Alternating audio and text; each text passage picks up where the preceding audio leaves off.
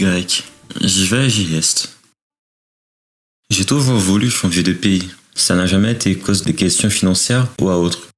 J'ai déjà déménagé plusieurs fois et ça ne m'a jamais posé des problèmes.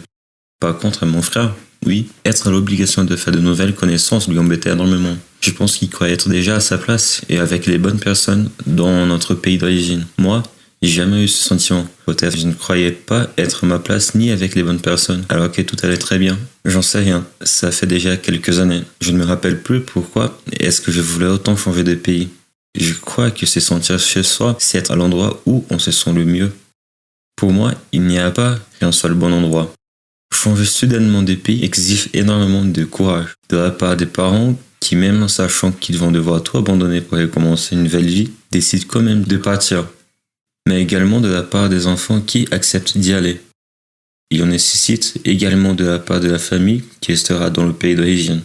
Par exemple, mon père, qui savait qu'il n'allait plus me revoir pendant quelques années, a quand même accepté que j'y aille.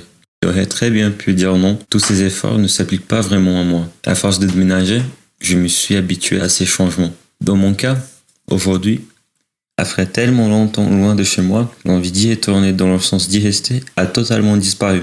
Pour mon frère, c'est pareil. Lui qui voulait absolument rentrer au Brésil la première année. Il faut faire très attention au risque d'un nouveau départ. Des fois, tout se passe très bien chez eux, mais les parents ont envie d'aller dans un autre pays. Ils ne voient que les bénéfices. Du coup, ils finissent par ne pas être attentifs à la vie des enfants. Aujourd'hui, je fais plutôt attention à mon avenir. Je pourrais retourner au Brésil pour passer mes vacances, mais pas plus que ça. La Suisse offre une très bonne qualité de vie, alors que là-bas, c'est totalement l'inverse. L'école en Suisse nous permet d'avoir plein de projets différents, comme d'aller au gymnase, faire un apprentissage ou entrer à l'université, entre autres. Alors qu'au Brésil, le seul choix, c'est d'aller à la faculté. C'est pas une mauvaise chose, mais c'est tout ce qu'on peut faire après avoir fini l'école.